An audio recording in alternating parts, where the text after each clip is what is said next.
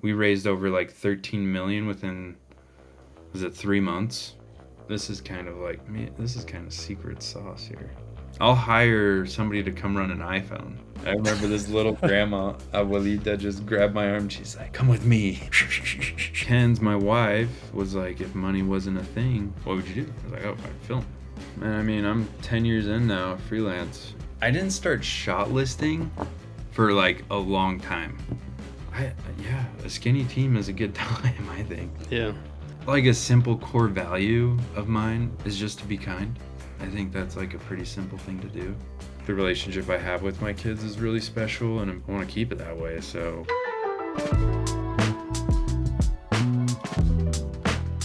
Welcome to the Creators Line podcast. Today we got episode 2. We got Bryce Harper-Smith on the pod.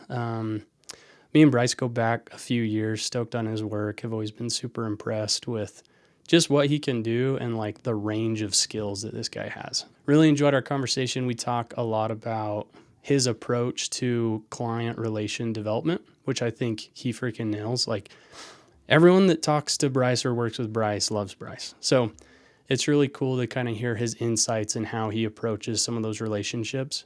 Both with clients, but then also just like the creative community as a whole. Bryce specializes in cinematography, but he's also an entrepreneur by heart. So you can just tell that dude's brain is always kind of spinning on how he can, I guess, like innovate and reinvent himself and market himself and just land bigger gigs, get creative with new projects, and just by and large, just like improve his body of work. Bryce is a family man. He's got 2 little kids. So he does a great job of balancing kind of the demanding life that a freelance creative can have, you know, with all of the travel that oftentimes accompanies it, the long work hours, the weird work hours, you know. But I think he has a really good, healthy approach and an approach that I think a lot of us could learn from. We review some of his work, which is kind of cool. Just kind of play it live here and go through different projects and edits that he's had in the past that he's proud of, that he likes. We kind of break it down and we get his insights as to, you know, why these projects maybe stand out, some like unique challenges that were posed during those projects. It also, I think, kind of shows like the variety of his work. You know, he operates on everything from like a really small scale to huge budgets where we talk about, you know, crews that are a few hundred people to running and gunning with just him and his camera or him and a couple close buddies that they can kind of be lean and efficient through a project. But yeah, overall conversation with Bryce was rad. He's a super cool dude based out of Arizona.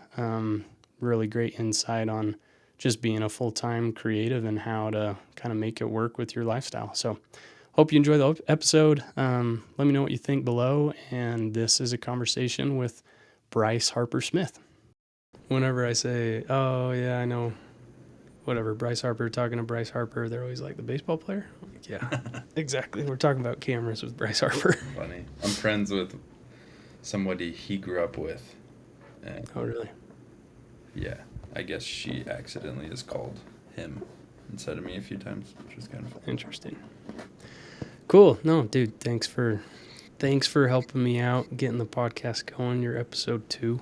But this one's a little different because the last one I did was with Jeff Urban. He shoots a lot for like Supercross and Red Bull Snow Sports and whatnot.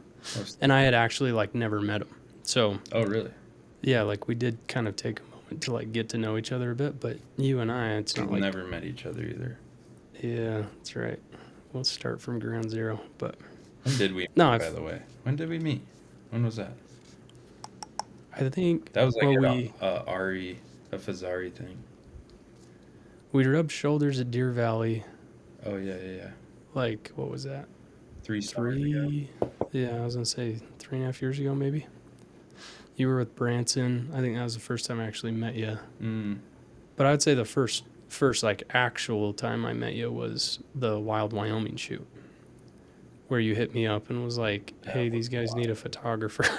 Like, hey, it's $800 a take. Yeah, yeah. This is not a ton of money, but it could be kind of cool. And little did we know, man, that would turn into a story, wouldn't it? No, that was overall just really awesome, but it was a grind. It was a good project. I didn't really have that hard of a job. Just like being ready to, Black Arm had to be ready at any point within like 5 minutes, which was sucky, but Yeah, I it's a little love stressful driving, for you. dude. Driving like black arm stuff is so fun. It's rad. But I bet photographer was a little bit more fun. Yeah, it was pretty chill. Just kind of fly on the wall, stay out of the way, right? Those video guys can be a little rude. Nah, everyone was chill, but Just kidding. cool, man. Well, maybe let's start with just like a little background. Tell the people who you are, what you do, how long you've been doing it, where you're from, all that good stuff. Like way back. Let's start like younger years, even. Younger years. Okay. My name's Bryce. Born and raised in Mesa, Arizona. Mountain View High School. All the Toros out there. Loved high school so much.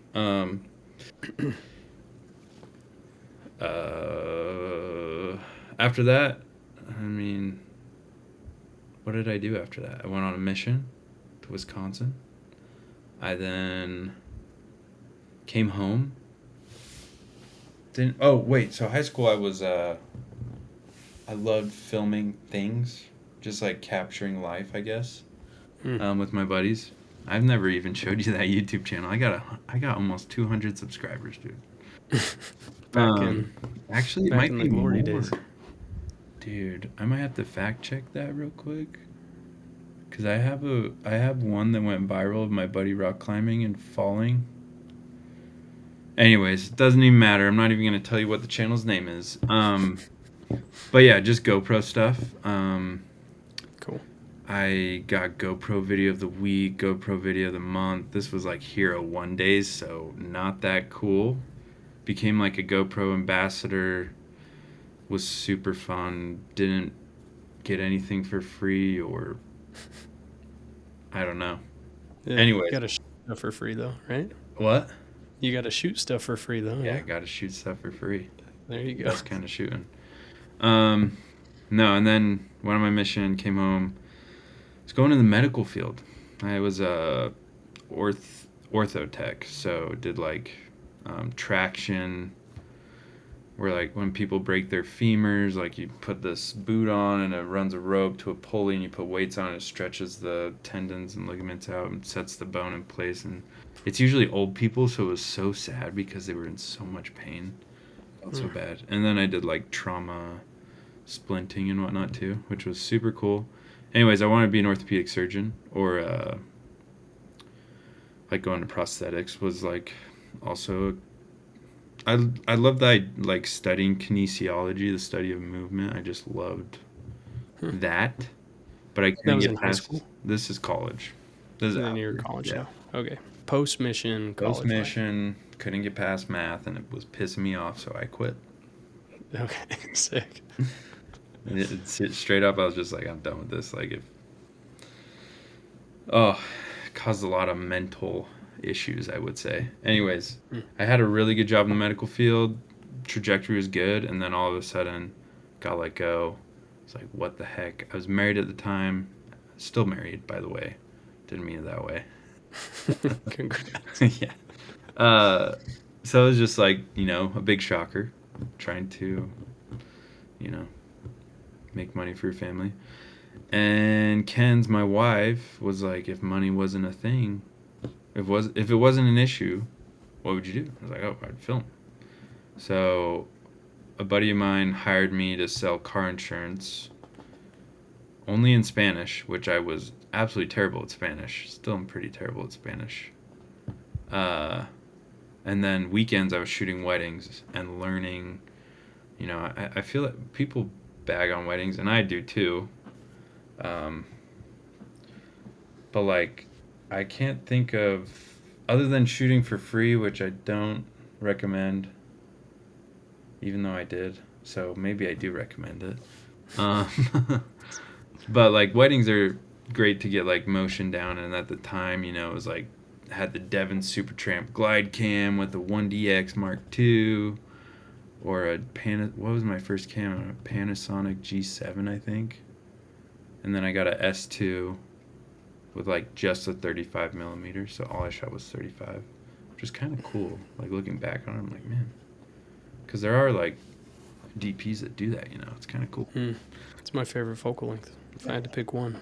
It's kind of cool idea to only shoot one focal length. Anyways, this is probably getting long, but pretty soon weddings just caught on. And when I mean caught on, it's like maybe making $2,000 a month, and it's like, whoa, this could work. And then kind of caught my first big break with, well, I guess while I was shooting weddings, I was doing like adventure stuff that I like wanted to get into for the lowest amount of money somebody would pay me, or free, honestly. And so I just kind of built a portfolio and people hired me and whatever. And then I landed my first kind of like big break where it was like, oh, I made $6,000 or $4,000, whatever it was, you know. Yeah. Cruise America RV, those big obnoxious RVs. They're like, here's an RV. Take 2 of your best friends and their wives and go on a 2-week road trip, create something. It was kind of like the interview. And then they kind of signed for like 3 videos. Oh, cool. And then so you did that initial like 2-week road trip not being paid necessarily, but it was like a free vacation kind of thing? Yeah, we had to pay for gas and everything. They were getting, like, the whole goal of the trip was like, all right, Bryce, just go do something fun. And the content's pretty terrible, I will say. But hey, you gotta start somewhere, okay? Oh, for sure. Didn't know what an ND filter was at the time, you know, that kind of stuff. Yeah. But they were stoked on it, and I was stoked, they were stoked, so. You were probably stoked back then, right? Yeah. You're like, and this is some of my best work. Still to this day. But it was a good learning experience and kind of that first, like, shove into, like, okay, this could work.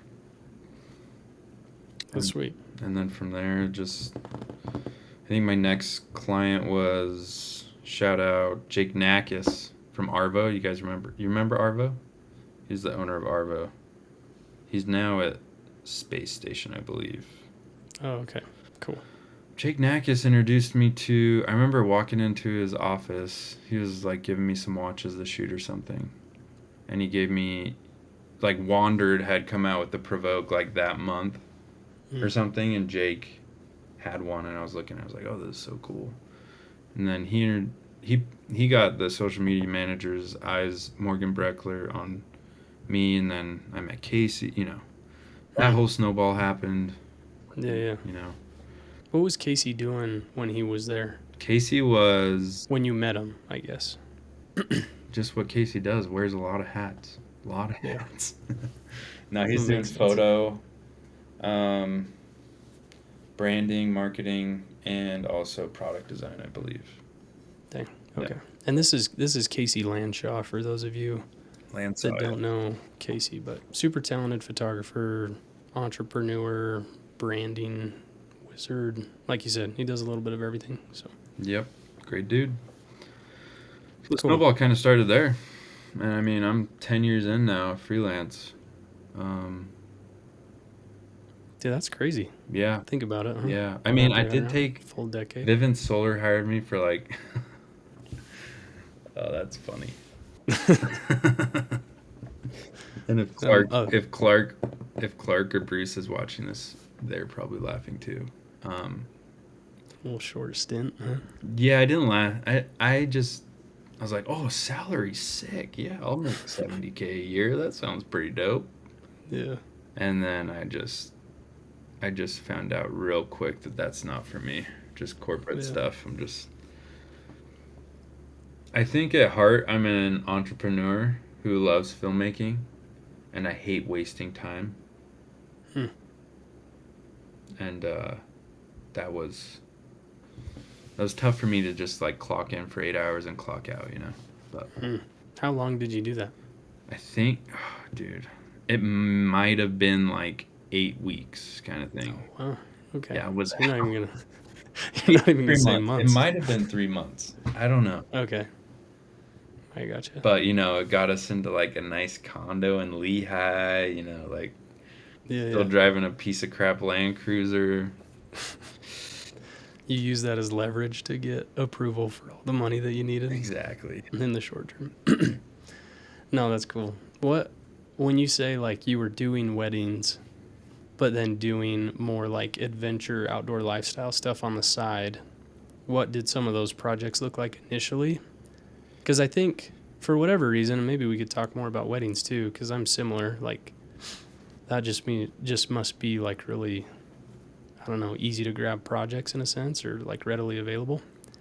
But I think a lot of people find themselves following a similar path, and then when it comes to like maybe weddings isn't quite your thing, how do you kind of jump out of that path and get into a new one? So how did you kind of navigate that, and what did those projects look like? Yeah.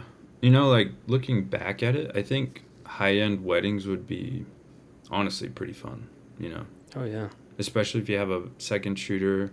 Like if me and you went and shot a high-end wedding, it'd be a good time. Oh yeah, dude, like on like a cool Oh location, yeah. some fun people. I shot one in Belize once, and that was freaking cool. Mm, Yeah.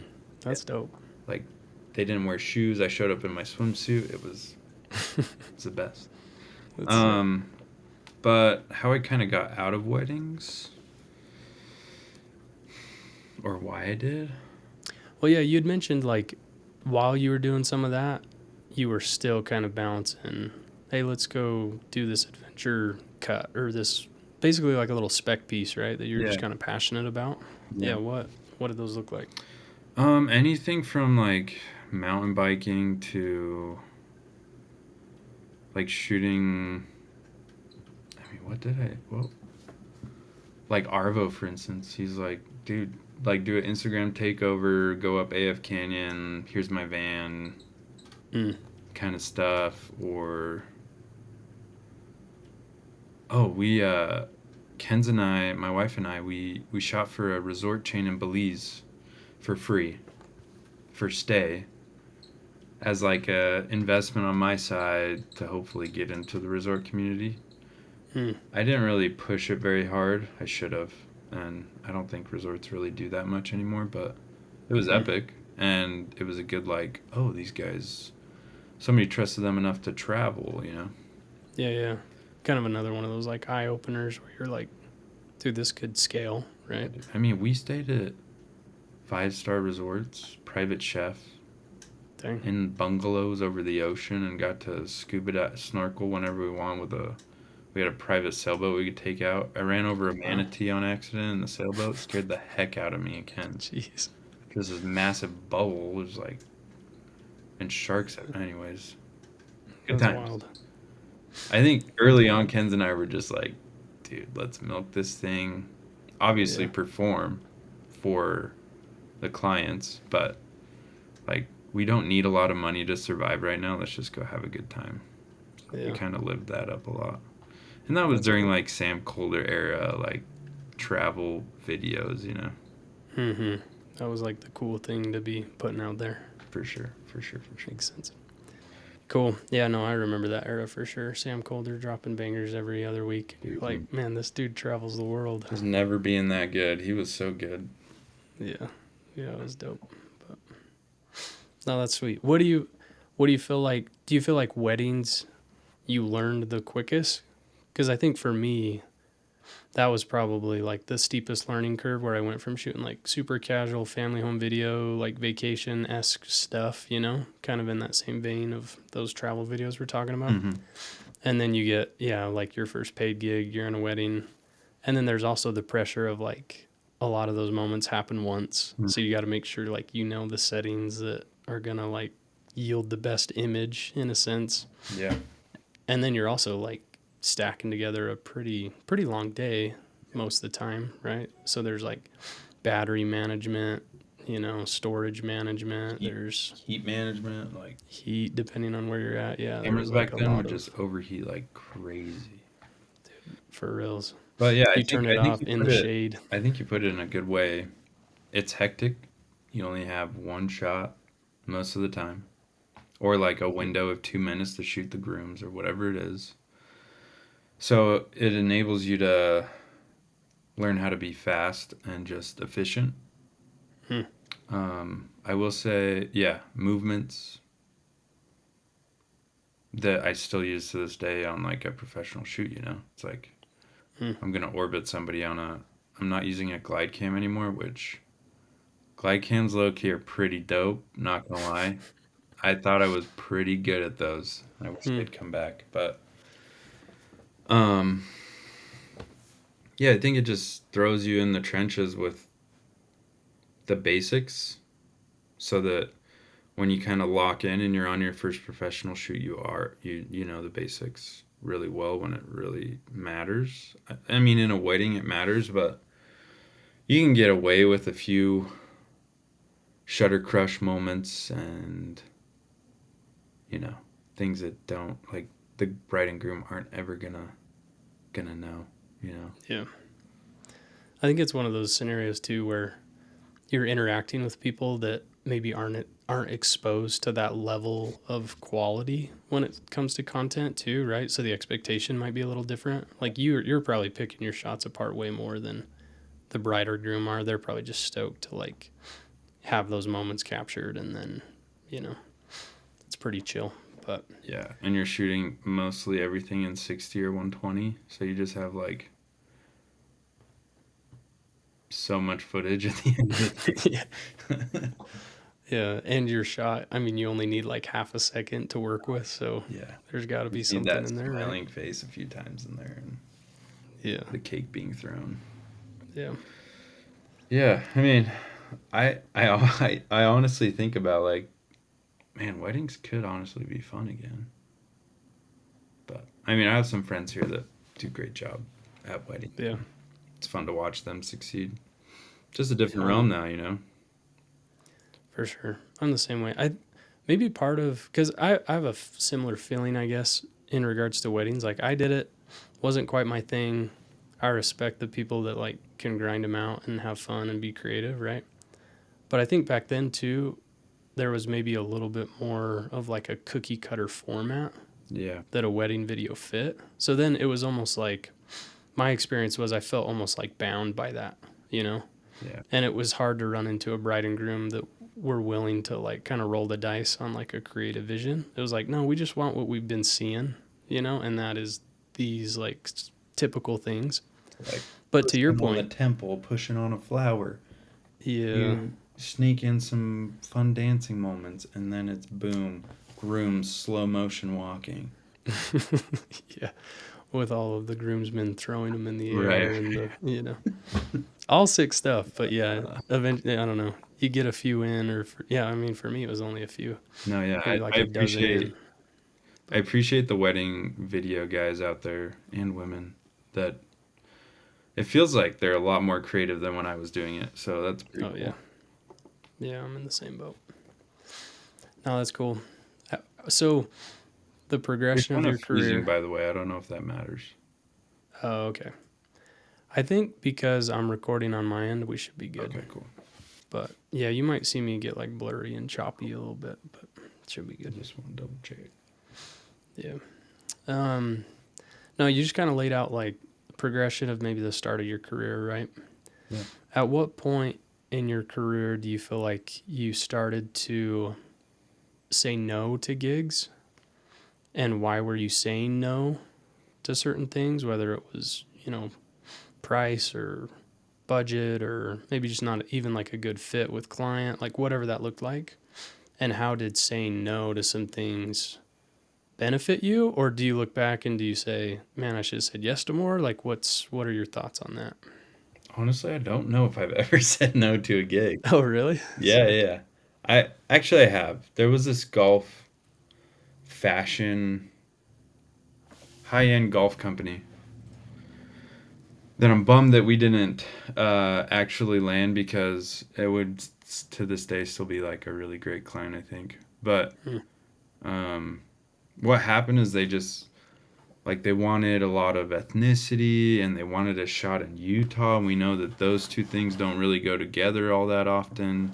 It's tough to find talent. We needed to, put in a lot of work on the pre-production side, hire an agency probably, and the shoot was like 3 weeks out, Hmm. and it was like, yeah. Anyways, we had a golf course all set up. We were just having a hard time agreeing on talent, And so collectively, we just were like, look, it sounds like you're not going to be happy with anything that we get. Like, let's just move on and hopefully we can figure things out for the next one kind of thing. And it never happened, but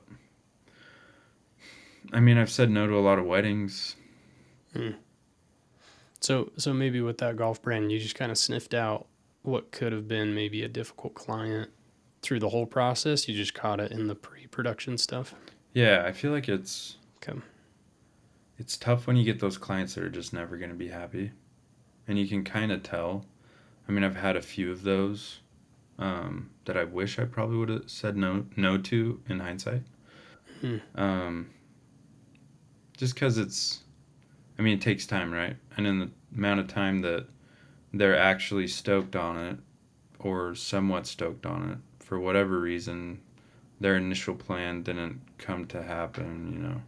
Hmm. A lot of these people have their storyboards and stuff because they have a big team, they have the people to do that. So they build it out, we execute, and then it comes back on us as not executing, but we just Hmm. shot what they wanted to shoot, you know, instead of collaborating or whatever it might be, you know. Some Hmm. people are just Yeah. like that, and that's totally fine. But finding, I think it's a tricky situation when that does happen, I guess. Yeah. What are maybe like some key things that you're looking for in some of that pre-production? And I don't even want to say pre-production because this is almost, I mean, an element is, it sounds like it, but there's also like a vetting process Yeah. that maybe more is what we're more talking about. What are like some elements there that you watch for that you would recommend people watch for that are kind of getting into bigger production stuff, but still like solo or like small team kind of making it work?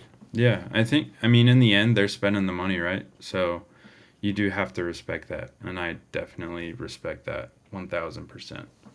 But when, I guess I've dealt with some clients that just, you know, it's sad, but maybe they don't, like, I'm pretty involved in the camping world or off road or whatever it is. And maybe I wouldn't even say these clients that have been an issue are in that realm, but I guess just for instance, like weather windows or Mm. something didn't happen perfect. There was some kind of something that happened, and it's hard to pull an audible for people, you know? Totally. I don't know. It's just, and I get it because being in a marketing world, you have people you have to like impress Mm. and like for their jobs, right? Like it's all on them, right? So Yeah. I get that stress. That's a scary thing. I'd be stressing. Oh yeah, for sure. Especially, it sounds like some of the clients you're describing too have like a very fleshed out like vision of what the project should look like. And when you have to deviate off that or like make slight alterations or evolutions, then there's just that lack of flexibility. Yeah. And I then think it it's, creates this tension. in my experience, it's people that are kind of like maybe brands that are a little old fashioned. Hmm. And this is their first time spending money on, um, you know, something that lives on socials. It's hard to find your analytics on, or it's not just like SEO spend to get your search up to the top, you know, which they do or have focused on for years and years. There's like this whole new idea of marketing that they haven't tried, and they're trusting this. I mean, at the time, my first client that was like that, I was probably like 23, Okay. and they're Yeah. trusting me with money to go produce this thing. You know, I totally Yeah. understand that. Yeah. That um, makes sense. but yeah, I don't feel like it happens much though. The last one was that golf one, and it was 5 years ago, probably 4 years ago. Yeah. No, I agree. I feel like usually people are pretty lenient with a lot of the stuff that they're working with. It all just comes down to communicating, right? And Yeah. I feel like if you're yourself and you get on that call and you guys are all just having a good time and trying to figure it out together, it's like, oh, this is great. This is gonna be a fun one. Yeah.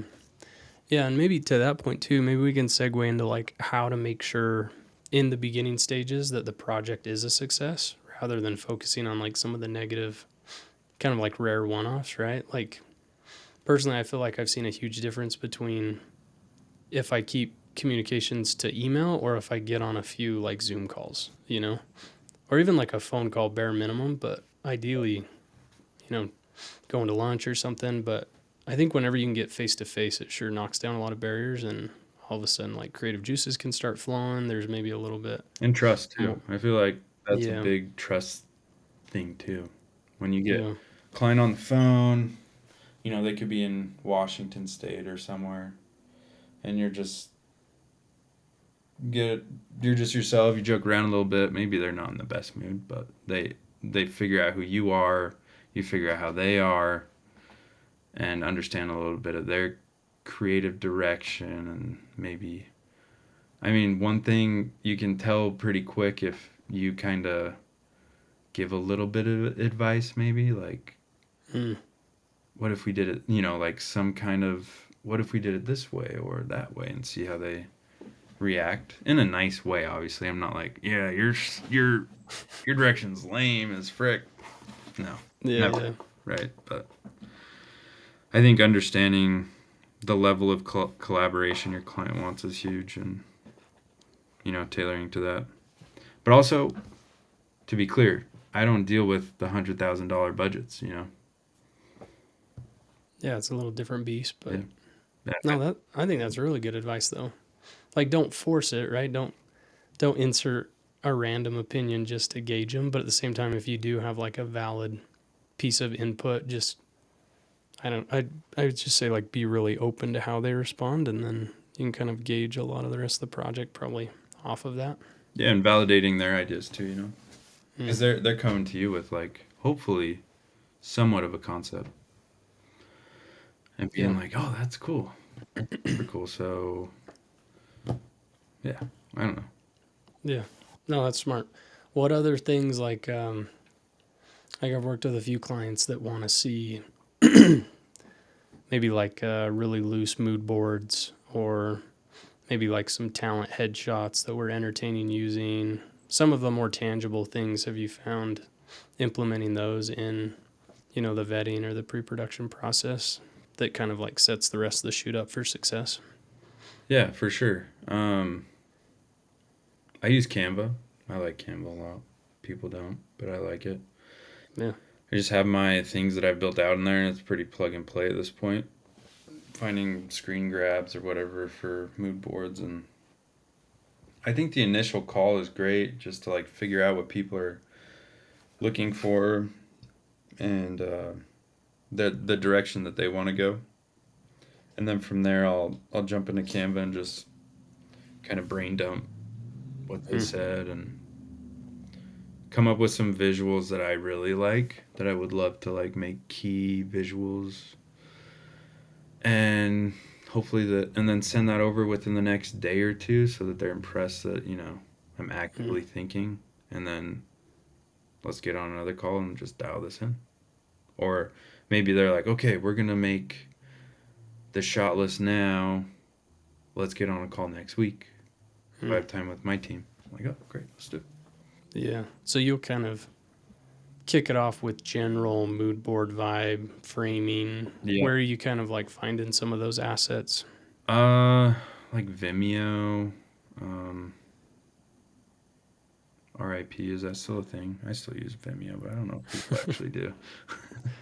They got to still be a thing, right? I'm with you. I don't really use it, but No, I mean, since I'm in the off-road space, I will say I look for vehicles are so hard to find. Like for Rome, I do monthly stuff for Rome, and to find a vehicle is so hard. That's why I always have one, but like I overshoot it, and then it's like, okay, it's time to figure it out. But with off-road vehicle camping stuff, I'm always going for vehicles first, finding vehicles and hoping, fingers crossed, that the people that run it are cool, or creating an idea over somebody. I don't know. It just depends if like the human or the vehicle is hero, right? Okay. But I didn't answer your question. I forgot what it was. Where do I get inspiration from? Yeah, just like building those initial You know who mood was boards. really good at that was Branson when he was with me like more regularly. Hmm. He's just like, I'm a YouTube guy. He's like a Vimeo guy. He's like, dude, check out this sick spec. I'm like, oh. Oh, really? But now That's cool. I just like Instagram. I just have a saved folder of like Okay. inspiration. Yeah. I'm trying to think what my latest one was. Oh, there was like this cool docu on Egypt that I thought was pretty sick. And they're like little short video cuts that you're finding on Instagram, saving them to a folder. Yep, exactly. Cool. Any creative idea, whether that's mounted stuff. Like today I saved this one football ad with the drill. I mean, we've all seen the Oh, shop. yeah, yeah. It's like the Yeah, drill. But yeah, it's cool. just to have. Yeah. I think that's a really good piece of advice, especially in like the era that social media can be looked at as such a time suck and a waste and just overall like negative influence on your life, right? Yeah. Like putting it to work for yourself. Because I do the same thing, like especially with design, with some of like the graphic art I'll just see stuff, throw it in a collection, and then when it comes time to like, I don't know, design a logo for a brand that starts with the letter A, I'm like, oh, let me just dig through these archives and see how many A letters I've saved. Come up with like, 5 or 6 or whatever it is. I'm like, okay, this is a good baseline to kind of start getting my brain turning a little bit and Yeah. seeing what I Yeah, I can like that. kind of create from it. But I like that. that's cool. You do I it do with have a video design too. project for you, so after, make sure and text me because we need. Okay, sick. I'm super down. Ryan is the best designer out there, guys. Far from, but Nah, dude, you're freaking it's fun. so sick. No, that's cool though. So you get that, you get the project going, kind of thinking through the whole process. How do you balance, like you've set these really hopefully clear expectations with a client, right? Now you're in the field, you've got the shot list, you've got, what you need to execute on. And then, like you said, a wrench gets thrown in the plan and all of a sudden you're like left to figure it out. So how do you balance that aspect of being flexible, but then also the aspect of like you see a moment that you're like, I need to capture that, but all of the variables that come into play on maybe why you shouldn't go for it. Like what's your process or how do you navigate that? Yeah.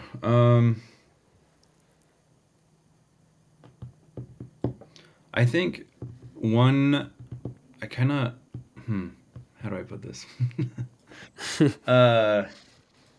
I didn't start shot listing for like a long time. Okay. I'm very much so somebody who likes to be in the moment and just hit record, something awesome's happening. I usually shot list like product oriented things, but when it comes to people, it's like I'm just there, I'm a fly on a wall. I want something. Let's get them in a situation and let's just hit that record button and hope something cool happens. But I think I started shot listing honestly probably like, oh man, I don't even know, dude. Branson kind of got me into it, not gonna lie. Yeah. Like my style, I would just show up and obviously I'd have like ideas, but I wouldn't be Yeah. like screen grabbing like, oh, I love the light this way or whatever. Yeah. Just like because I deal honestly commercial stuff, I'm only dealing with natural light, so I can't show up and expect to create a moment. The moment has to be, present and created on itself. Mm. And I'm just trying to capture that and doing the best that I possibly can. I also have to be in the moment and not worried that it's not perfect, right? Yeah. So, which is interesting. I mean, I think it's so cool what people do with lighting and like having a big team on set. To be able to do that is so cool. I I've done that a few times, but I really enjoy just like this Dometic shoot that we did this last summer where it was just like Yeah. 3 days Turned out on the rad. road with a bunch of rad people. And yeah, we were shooting the CFX5, their new fridge, new design, and we had a shot list of like sequences, but everything else was just like, hey, the light's pretty, let's freaking get this road real quick, Mm. or hey, let's cook some dinner by the river. You know.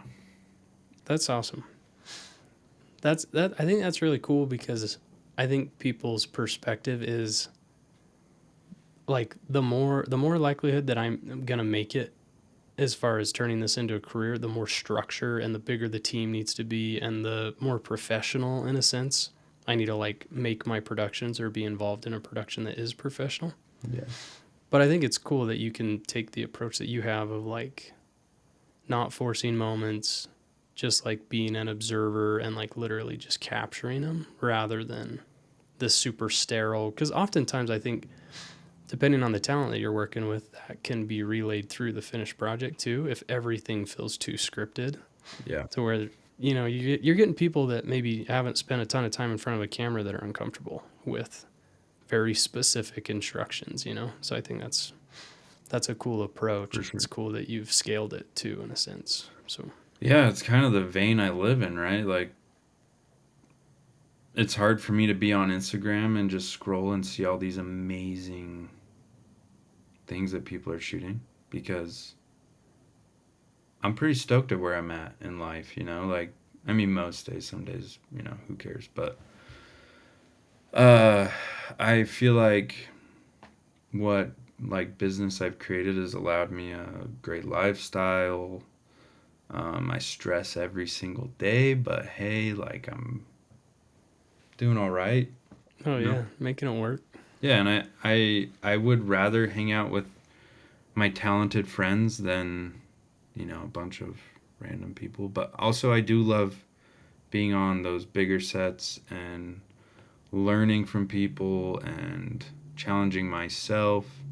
I see my trajectory kind of going that way at some point, but Hmm. I mean, maybe like, not every shoot, but hopefully someday 4 shoots a year are big and you can, push yourself creatively by Yeah. whether that's bringing in lights or, you know. But yeah, we just shot a full tire campaign. Me and Casey. I ran the 4D for black arm stuff and the red for everything else. And then Casey was just the photo guy. And then my brother came. Well, we just had like an Ember operator too because we wanted slow-mo stuff. So I had somebody running the Ember, and then it was just me and Casey Hmm. just bouncing around, and it turned out great. Like Yeah. and each shoot was a day. We had 3 shoots, and it was just so hectic and gnarly. But I think it's gonna turn out good. Yeah. Oh yeah. No, the teaser you sent me looked freaking rad. I just Like like I just the like that variety of level of shots. production where it's just like it's stressful, obviously, but it's not like I was on the set of The Chosen for 3 months, and that was epic. So cool. So many great experiences. But Yeah. Explain the scale of The Chosen for those that don't know. Just The because we're on the Chosen same page, but show about Jesus. It was when was that? I was season 1, and my job was creating all the marketing material to raise money. So it was crowdfunded. We raised over like 13 million within, was it 3 months? I don't know. it's But we crazy. were on set, and every day, just we're getting funded more and more and more. It was insane.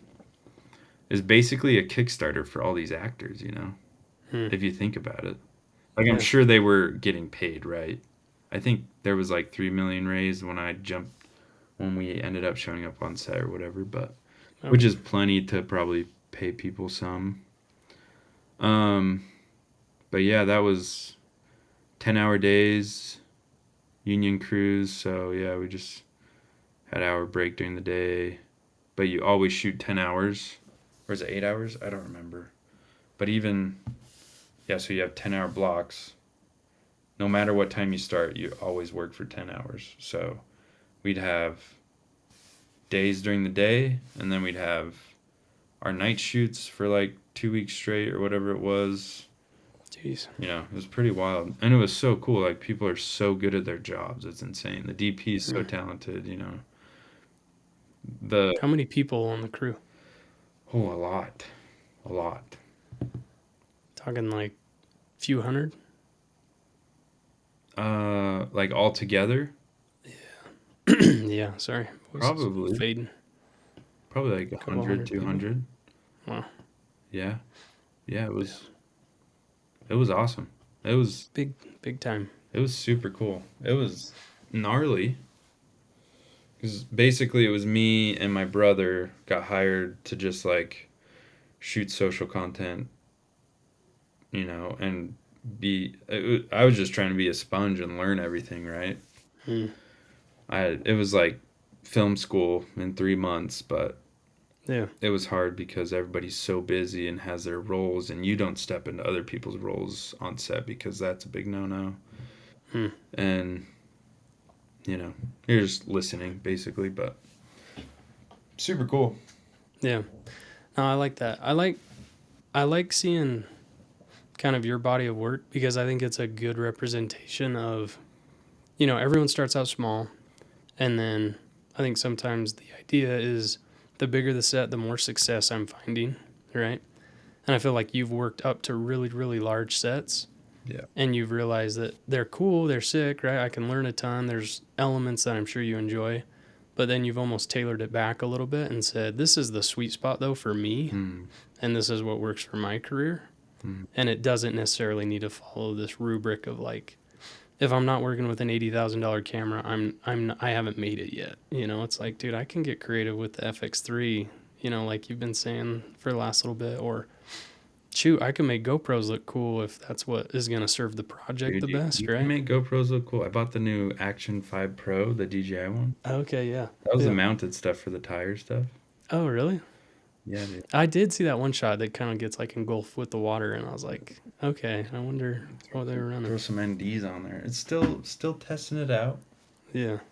But Yeah. But then at the same time, like, I've seen you operate like some big high dollar equipment and you're comfortable in that space too, but it's just like, hey, this is kind of my rhythm, my lane, my comfort zone. yeah, and And I say that in like a flattering way, hopefully, not in no, like no, no. a I agree. like Like yeah. I here's the thing, like my trajectory was like, dude, we need to be getting those, 60 to 100 plus budgets regularly. Hmm. And I hired on Jack's good friend, love him to death. Actually, my brother was first, and then anyways, I was trying to build a team, Hmm. and I hated that stress of like people relying on the income Yeah, yeah. or like investing in someone and knowing that they could just leave at any point. That Hmm. was tough financially for me too. And I love everybody that ever worked for me, right? No shade at all.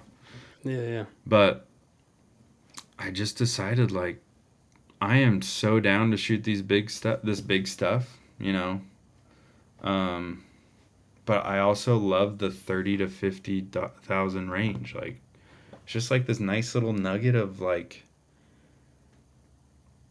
if you have the right clients, which I believe I do, um, they're stoked on you. They let you have creative freedom. Maybe they show up with a shot list or like ideas, and they're just like, "Yo, let's just make crap happen." Yeah. But yeah, I I definitely love pushing myself and doing those bigger things, but also it's really fun to push yourself and shoot with your friends. Like control who you're working with and just have a good time, enjoy it, and Yeah. like have some control and a skinny team.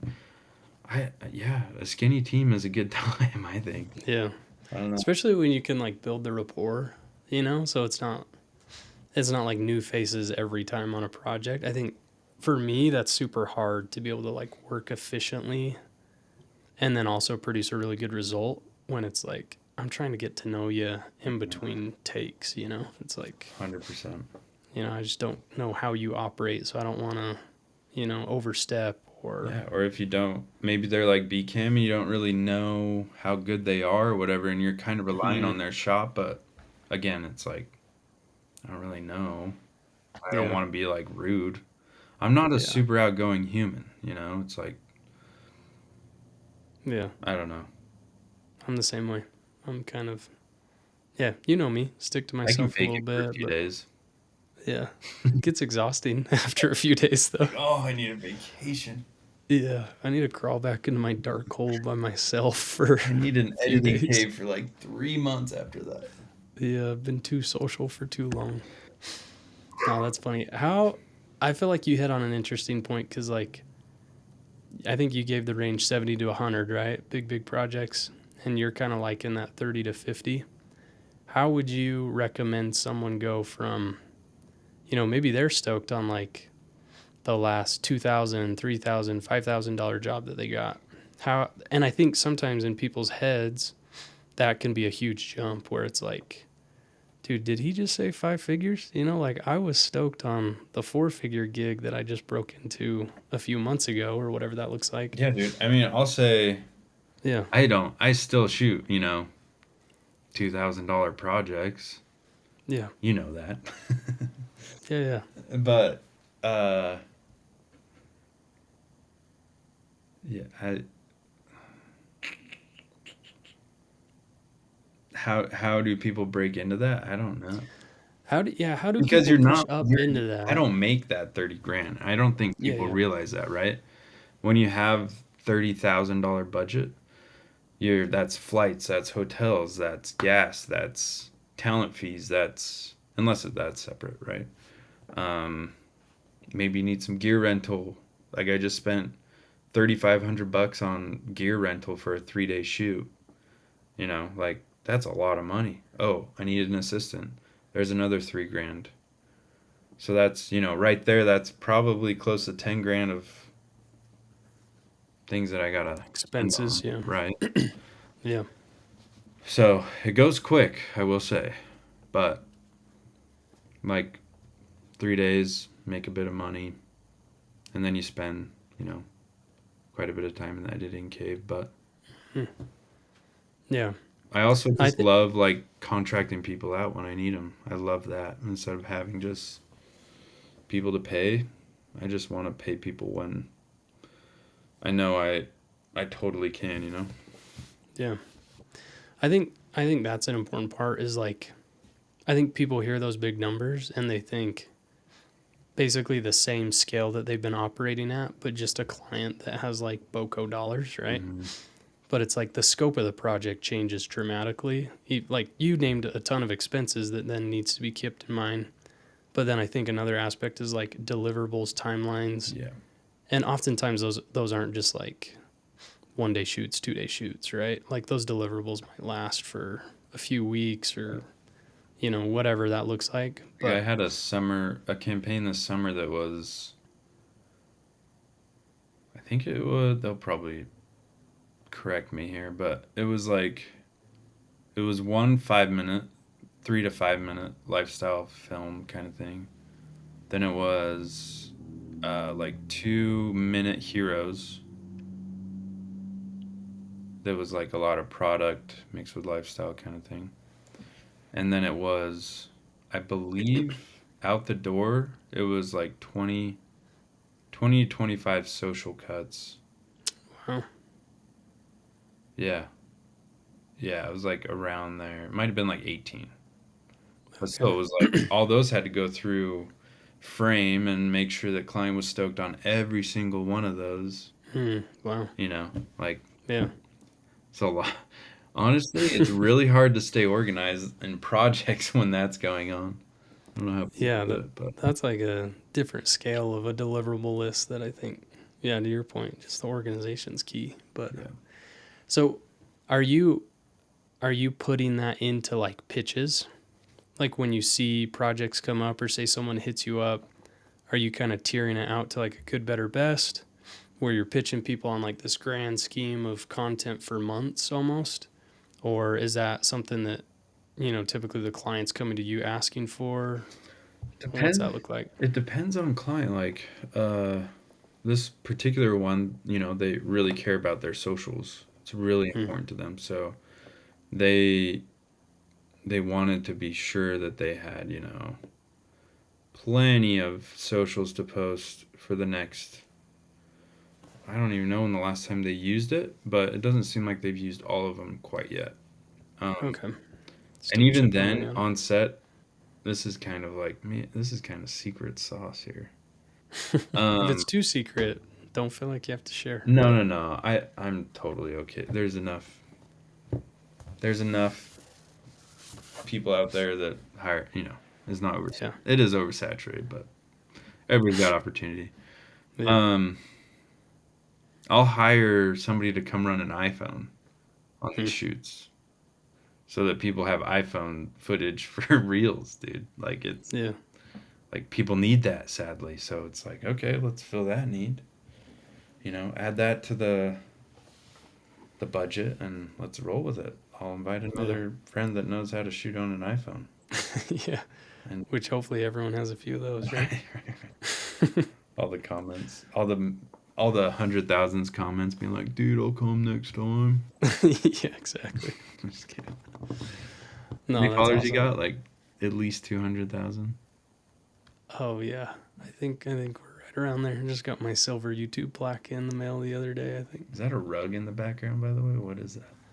Yeah, it's a big octopus rug, dude. Oh, it's uh your brand. Yeah. That's actually kind of a funny story. This is very sidetracked, but That's so when Kaylee and I when we had our first and only kid right now, it was maybe I shouldn't even be saying this because I'm still, working the 9 to 5, but during the paternity leave that I got 2 weeks, and like up until then, I had been seeing this like, have you seen tufting guns or like rug making on you made Instagram? that, dude? Yeah, so I like started seeing all these YouTube Dude, videos hold or on. Instagram videos. Ryan's got to throw up his mini rock crawling RC stuff that this All guy my goes down dorky rabbit stuff. holes, dude. This was one of those rabbit holes. So, 2 week paternity, I'm getting all this tufting rug making content, and I saw a few, and I'm like, those are so sick. I'd love like wall art of it. And long story short, by the time I like quoted some out from a few people, it was cheaper for me to buy all the stuff and make my own than it would be to just like buy someone to or Paste. commission someone to make a rug. So, dude, I spent way too many hours in the garage when I probably should have been in here being a dad for the first time. But it was like my little Rug release. maker. Like I'd help with the kiddo, then run out to the garage and like just make this rug for a few hours. It was pretty funny. So yeah, I mean, it's really blurry, but I want to see that someday. yeah, I should send you a video of the process. It was That's pretty funny. crazy. But You just learned that. Just dude, it's so simple. You literally take like rolls of yarn and then you feed it through this gun, and then you just stick the gun on this like backer fabric, huh. and you just pull the trigger, and it's like a 2 action item. Like it punches a hole, and then right after it punches, these teeny little scissors slip out, snip the yarn, and that's happening like at a crazy rate. Wow. So it's just punching in a little bit of yarn into this fabric while it's snipping it, and that's what's basically creating like this little pattern in it. So That's crazy. I can't believe you're just like a rug maker too. dude, I literally made Secret live at one rug. Robbins.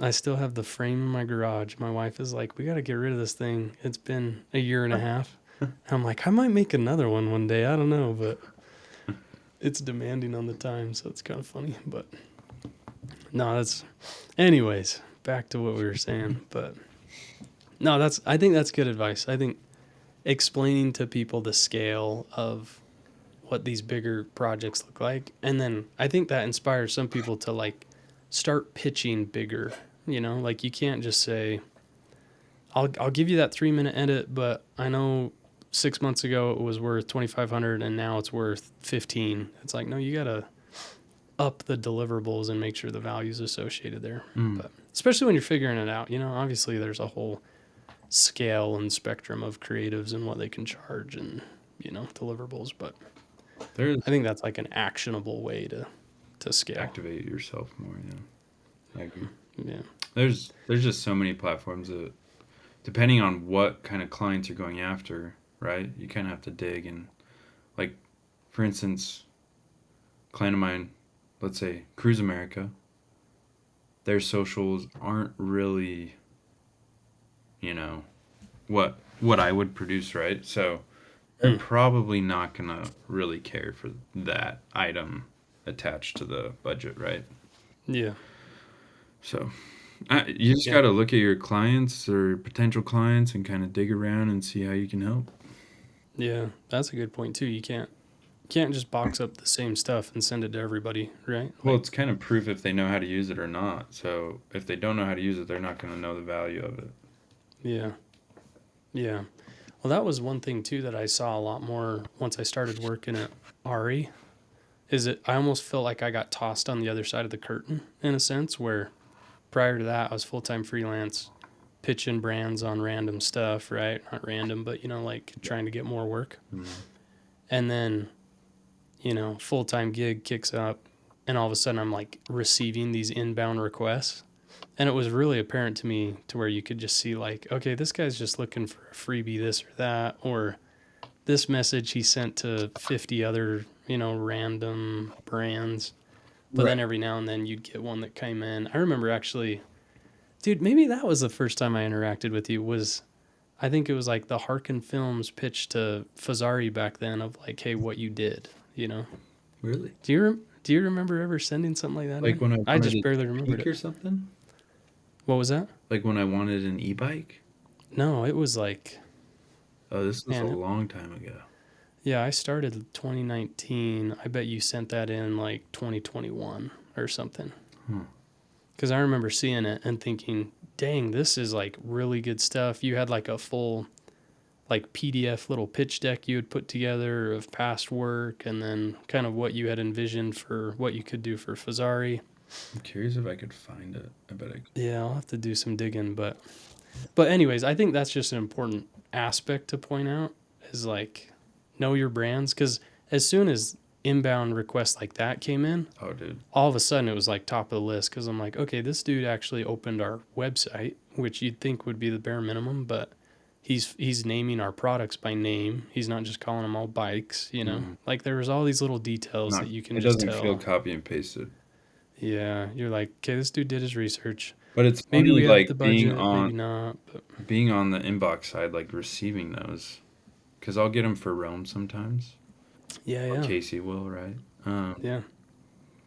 But it's hard to like give them, not just because it's like my job to build the content, Mm-hmm. but same for you. But it's like, yeah, some people you can just tell like how serious they are, Mm-hmm. or like branding is so important. If people are gonna make it look and feel so different than what's present, it's like, whoa, I don't, might not be a great fit. So Yeah. even if your style is so different, you kind of have to tailor towards, what the brand you're going after represents and Mm-hmm. their look and feel, at least for a little bit. Maybe Oh yeah. throw in some little things in there that kind of add your own style, right? I Yeah. would hope you do that at least. Yeah, like go shoot some casual spec stuff. Like it doesn't need to be crazy. But Dude, Spec for is your so fun to shoot too. Like, why not go shoot? yeah. Yeah, but curate a style that maybe will help you land a specific client rather than just copy pasting, the random promo stuff that you've been doing for the last year. Mm-hmm. So Yeah. I think that's huge.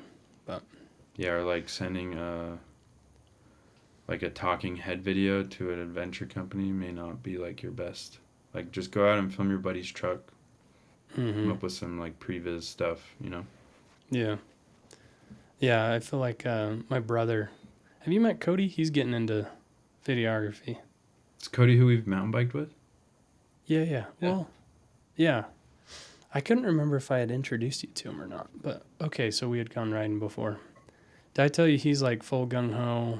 I want to be a videographer, kind of. Really? He's like part-time videographer, but no, I think it was at the Where beginning of was he last working year. when I left? I don't.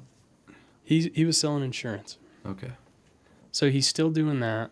But at the beginning of last year, he was like, "Dude, I want to get into it. What would you recommend equipment-wise?" And I was like, "How much money do you have?" He's like, "I don't know. Just tell me what I would get if money wasn't like an issue right now." And I just said, "Well, go get an FX3 and a 24-70 if you want to like just go blow a few thousand." Mm. And so he did, actually. He snagged that little setup, and now he's been filming like some high school sports and a few casual stuff here and there. But it's been funny because I feel like it's been funny in a cool way, right? Where I feel like he's in those beginning steps, and so he's asking a lot of these questions too to me. We're like, dude, all I shoot is high school football. How do I get into, action sports? I'm like, doing exactly what you're saying. Go shoot some spec. What's spec? Well, this is what it is. Well, why would I do that if I'm not getting paid? Think of that I'm one like, person that does the activity and be like, dude, I'll get you some shots, yeah, I'm sure they're down. yeah, exactly. So I think it's super helpful. And also like diversifying your portfolio. Like if you got a core group of 3 buddies, don't shoot those 3 buddies in everything, right? Like just shoot a few DMs and see if you can't get a new face in some of the content, because you look real small real fast if there's that level of consistency. Mm-hmm. So And don't film yourself either. hmm. I've gotten that before. Set up the camera on the tripod and run through frame in your new Nikes. Yeah. Yeah. That's awesome. No, film somebody else. Showcase your motion. Showcase your creativity, Yeah. Just go have fun with it. Get weird. It's funny, this Yeah. like tire commercial, I did a lot of like oh, I don't know terms, guys, but like starting off axis. I just didn't worry about like straight horizons all the time because I wanted it to feel not uncomfortable, but just like hectic, even if it wasn't Okay. like that. Maybe not hectic, but just like a certain energy about it, even though it wasn't maybe like super high octane, like these BFG tires just ripping in a flat lake bed, and some side by side. It was more like a Bronco. Our good friend Kayla. You spent a few days with Kayla. We just shot with Kayla again. Nice. But trying to make things look faster, have more motion with weird camera movement, and yeah, it was kind of fun. I don't know, that's just cool. like I feel like a lot of people get stuck. Me too. Get stuck in like how to do things. Yeah. And like Yeah. honestly, you're just an artist with a paintbrush. It's your paintbrush. Just like figure out how you want to use it. Paint something new every now and then. It's good for you. Figure it out. No stress. For sure. How do you balance like introducing new kind of like elements, or it's almost like characteristics of a style development in a sense, right? Like you're kind of playing around with ideas. Yeah. But how do you balance doing that in, you could argue almost like isolation, right? Because like you said, you kind of are running pretty lean. It's not like you got like an agency or a bunch of people on payroll, but you're at the same time you're working with a lot of really talented creatives. How do you kind of build that community or that network where you're surrounded by people that you can ping ideas off, collaborate on projects with, be inspired by maybe some of their approaches? Like I think overall, just how do you build and then implement a good creative community around you when you could almost be like really isolated with the dynamic of being a freelance creative? I'd say I'm really bad at it, Ryan. Oh, really? Bro, I feel like I'm really bad. I'm just like I feel like you work with a bunch between of... family and like I feel like my friends, I'm really good at having really good friends, but there's people out there that are good at having a lot of really good friends. I don't know. Yeah. But I'm definitely the person that just has a few really good friends. And then outside of that, I think on these bigger shoots, meeting new people and connecting with them on Instagram or whatever it is helped a lot. Because I definitely feel like people have their niche, dude, I'm so bad with words. However they pronounce it. Niche. Roll that mustache and give us a niche. But like Yeah. I'm aware of that. I'm aware that I'm not good at all of it. So if there's a role I need filled, I'm hiring that dude, and I'm like, dude, what's your day rate? All right, you're hanging out with me. I need your help. Let's figure this Yeah. out. Like right now I'm vetting a bunch of colorists because I Hmm. myself just want my things to look so much. I think that's like the downfall of a lot of what I put out. And I don't share a lot of the things that I do anymore, but I think it's worth having a colorist now, you know? Hmm. Just ready to make it look pristine, Yeah. you know?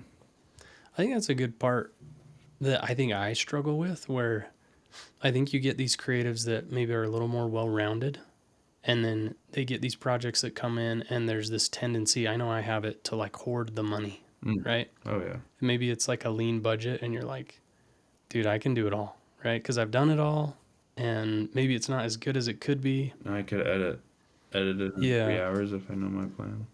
Yeah, but I feel like you hit on a good point of like, dude, hire people out, learn from them. It's a good opportunity to network, and then it elevates your work as well, right? Yeah, and use them. Don't just like, I mean, hire them more than just once, right? Like Yeah, build that yeah, community that way, yeah, and yeah, find for people you sure. enjoy being around. Like that's important for sure. Yeah, Um, but yeah, I love finding. I have this friend who's just the funniest guy in the world. Cam Hoochie Mama. You know Cam Hoochie. yeah, He yeah. is so Cam's good. dope. He's so great at so many things. And I want him to come on shoots with me. But he Hmm. lives way the frick far away. So sadly, it doesn't make sense often. But he's just one guy that I'm like, I know there's going to be a shoot. We get to go hang Yeah, out or surf for like a few days and hmm. have a good time, Yeah. Or, Even yeah. I mean, colors that you just send them for the footage. So, but that's kind of what yeah, I'm working on right now is just finding like, I would love to just work with one colorist. And it's like, dude, I want it to look like this. hmm.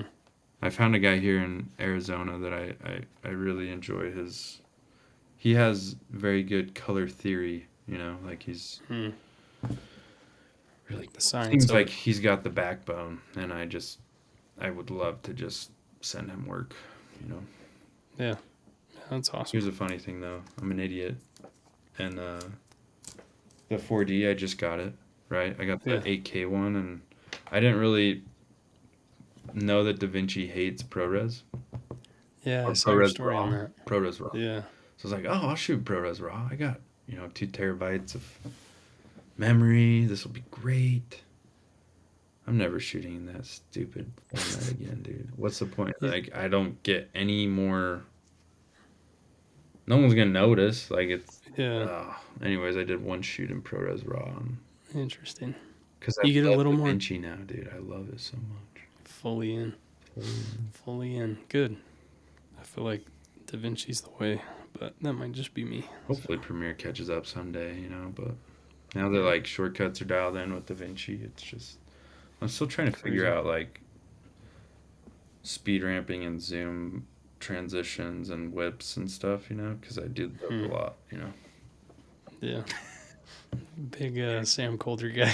We're rewinding the clock. The Yeah, trends that dude. never But die. legit, I have the hardest time figuring out like because the Ember shoots 1,000 frames per second, and I want some motion in there, but I don't know why my brain can't wrap around the speed ramping in DaVinci quite yet, but it'll. Especially at that scale with the Ember, though. That's a little tricky. Oh, dude, the fact you can only like increase 300%, I'm like, what the frick is going on? Yeah, yeah, that aspect is weird. Anyways, I'm I'm sure someone's got a way. back in Premiere at the moment, but I can't wait to be out of it. Okay. No, that's cool. See, well, and I guess to tie it back to that original question of like a talented network of creatives, I feel like when I was kind of maybe like reflecting on having you on this episode, those were some of like almost the biggest strengths I would put under you. So it's interesting that that's your perspective of like, I'm not good at that. Cause I look at you and I'm like, dude, you're like super talented, works with a bunch of really talented creatives on a variety of scales. But then I think some of that feeds into you've had some retainers that have been so long. Like, I think it's hard to find people that have had a client as long as you've had, Yeah. Roam and Wandered and some of these other people that you've worked with for a really long time. Yeah. And some of those shoots that I've been on with you Very too, grateful. it's not like, oh yeah, he's like the closest guy, or he's the cheapest guy, or he's the, his style fits us. It's like, no, he's a good dude. He's a fun dude to be around. Like, we all love Bryce. That's like such a common phrase that I feel like I've heard from some of your like long-term clients. Thanks. So, but I think That it's is hard. compliment, so I'm a little uncomfortable, but thank You just gotta sit there and take it. But no, I think it's a huge strength, because I think oftentimes creatives are probably a little more introverted. Maybe they're a little more like, my art is my expression. Like, maybe there's a little bit of insecurity when they first got out into it. I think there's definitely the flip side of the coin, where you got like these eccentric, like loud, super personable creatives. But I think maybe a lot of like camera operators can be a little more reserved or quiet, or whatever it looks like. I mean, you could name the role, but I think it's a really good strength. I think it's a strength that everyone should have and develop if they don't have. And I feel like it's one that you've developed really, really well. And I'm curious how you developed it. And maybe that's a tricky question for you, because you're thinking, dude, I'm not that good at it. But I feel like hopefully I set the stage to where you're like, hey, maybe I am decent, but I'm pretty great. Like the loyalty I have with some clients. Is that what you're saying? Well, and it's like, how do you connect with people so quickly? Because I think, like, I've had shoots in the past where it's 3-4 days, you're out in the field, you're doing your thing, but then there's a high likelihood that you never see those people again, right? Yeah. And maybe another gig comes around, but I think the gist is I have a harder time, and I think other people do as well, warming up to people quickly, so that you can like set a really good kind of first impression, or just impression in general, to where, one, you can expand your network and just like make more friends, right? Like, who doesn't want to just like have meaningful connections? But then two, from a creative standpoint and a career standpoint, how do you like further your career by being not only the really talented videographer or cinematographer or whoever, right? But a guy or a gal that adds to the set and adds to the vibe and adds to just like a fun trip with the crew, Yeah. So how do you do it? What's your secret? Dude. Share them.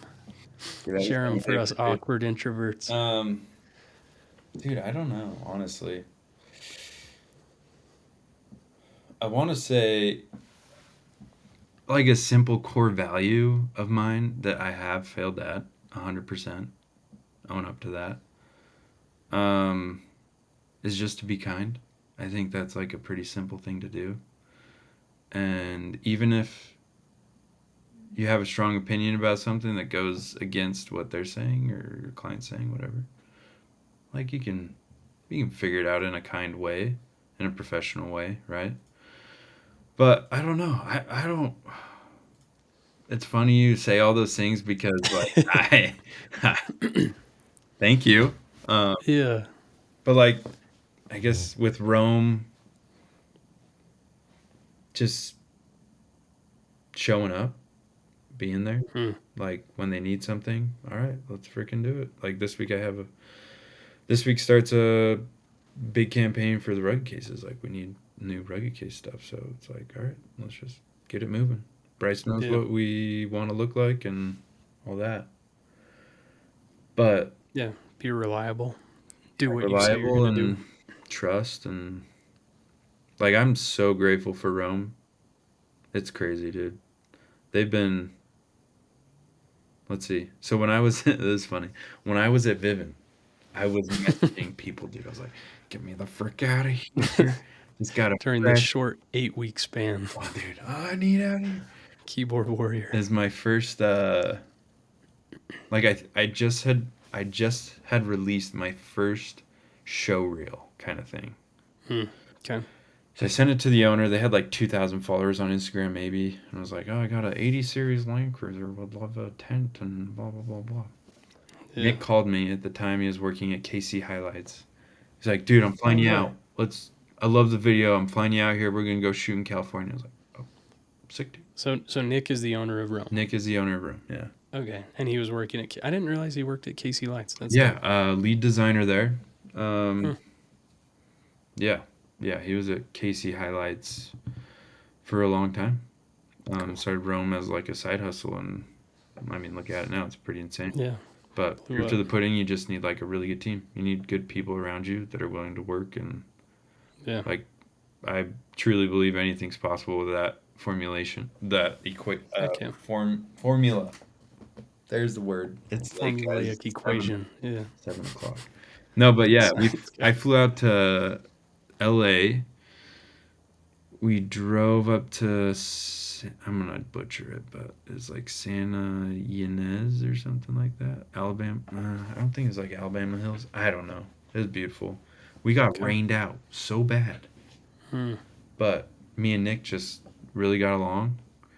Um, there wasn't a lot of pressure felt. I think maybe he felt like he could trust me right out the gate. Hmm. Just getting to know each other. We had like 2 really long drives. One of them I think I slept most of the way. But like the weather was so bad. I had to go to Old Navy on our way home and get new clothes to get Oh on a no. plane. Like that's how bad the weather was. Jeez. But yeah, then he just was like, "All right, dude, let's get you on retainer."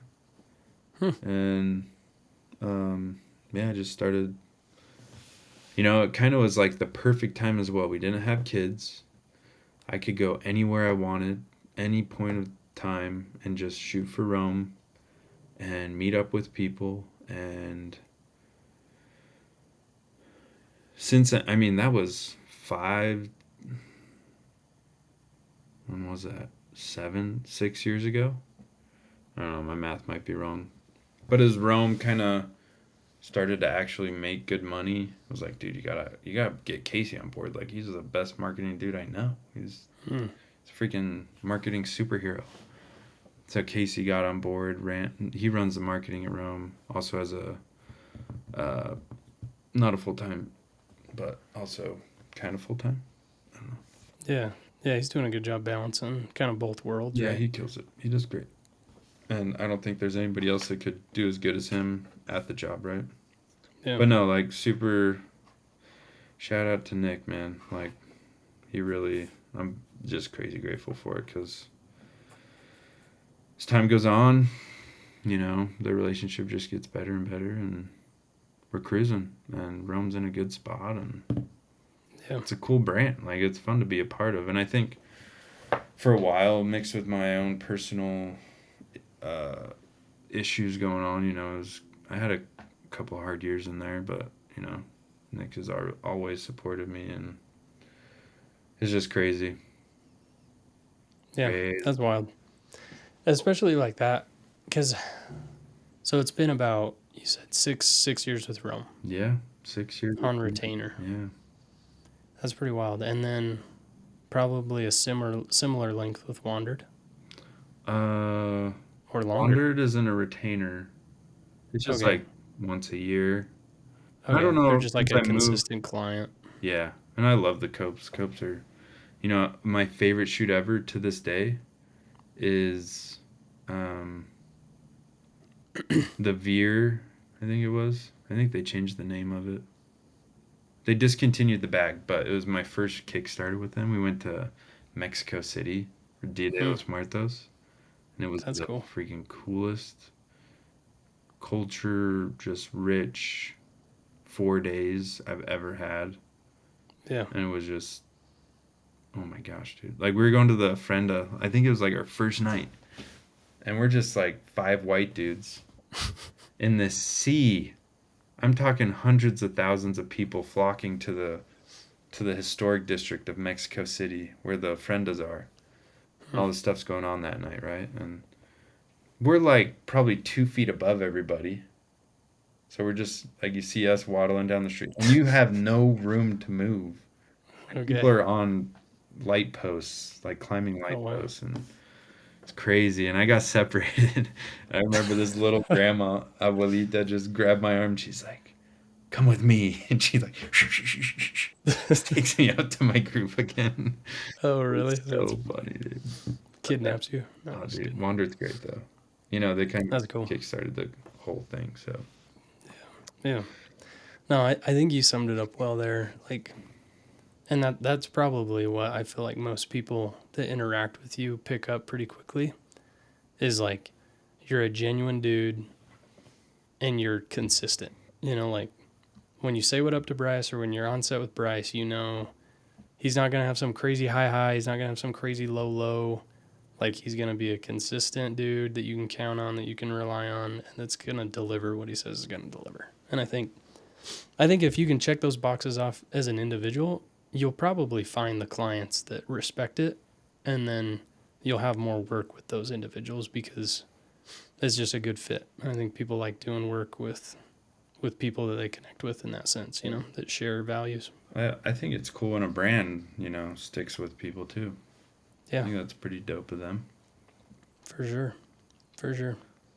I think it can easily become like a give and take too, you know, like, because I think it's inevitable that you'll run into maybe a disagreement here or there, or like a little roadblock. And I think if each of you have a little bit of grace for one another, then, you know, a long-term relationship where someone that knows the brand inside and out from a creative standpoint holds a ton of value. And then to your point, you know, having a client that you can rely on for a level of consistency throughout, you know, a year, multiple years, whatever that looks like, that holds its weight in gold too from building a career standpoint. So 100%. yeah. No, that's neat. I dig it. No, yeah. Well, shoot. I often think with like without Rome, you know, I think things would come, right? But Yeah. yeah, to have a 6-year retainer is pretty, you know, unheard of and Oh, yeah. pretty dope. I haven't heard of any others. So it's sick. It's cool stuff. Dude, let's review some of your projects if you got them handy. Yeah. Like, We can kind of like, you're gonna play what? You're gonna play it or what? I don't know. Let's see how we can handle this. I think, You're gonna pull it up. Enter the bodega. yeah, see if you can toss them into this chat. And if we could like watch them real time and kind of review them. While you're looking them up, I'll kind of explain the idea of it for just like general viewers. But the thought is that, you know, some of the guests that we have on like Bryce today, we're going to take a look at some, maybe it's recent work, maybe it's just work that he's like super stoked on. We'll see if we can watch it or at least upload it post the conversation. And then I just want to pick the guest's brain, like Bryce's brain, on kind of his approach to these projects, why he's stoked on them, what makes them unique or special. And then, see if we can just kind of like learn. The Maze Fit one could be fun because I've had a lot of people be like, anyways, in that video, we shot that. And yeah, there's a lot of things in there. Oh, here we go. Can you see it? Mm-hmm. All right, I'm going to play it. Good? Get it. The saying goes, time waits for no one. And today makes no exceptions. For us, it's more than time. It's the highest peaks, the driest valleys, the deepest oceans.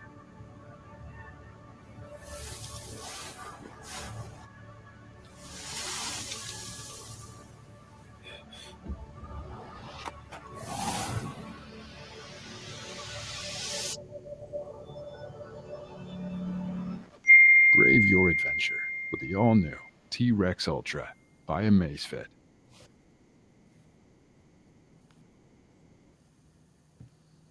Before we dive into it, Yeah. voiceover. There's a lot of things that client decides, right? You know, there's a million other ways I would have edited that thing, but this is how they wanted it, and I think rightfully so, right? Like they're spending the money. Yeah. So Well, it turned out maybe sick. someday too. I'll do a director's cut. No, dude, that's dope. It's super cool. I feel like the sound design was one thing that like popped out to me super strong. It's a really good sound design where you can hear all the little crunches and the breathing and the cinematic hits and the booms and whooshes. Yeah, some of it's a little loud. Maybe. Uh, I don't know. it You was pick sick. apart your own things, right?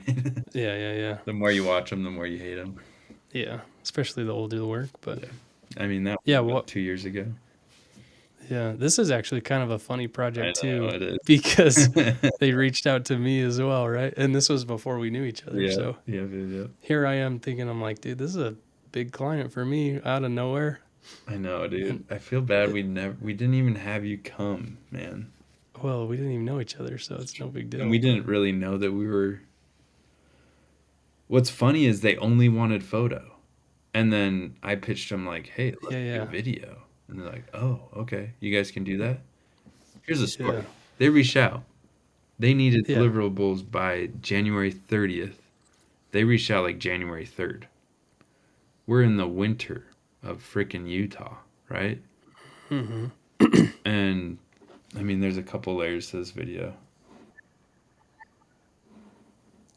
Like the skiing stuff, easy, super easy to nail. And honestly, Yeah. we nailed it so good. We had the best day at Brighton in years. Like Millie Bowl hadn't been opened in like 9 days. We had just received like 3+ feet of snow, and it Dang. was just all time. And here we are with freaking Reds having to shoot. Hmm. And we're like, all we want to do is freaking ski. Like, rope went down, we sprinted, as fast as we could and got fresh lines for probably 3 runs.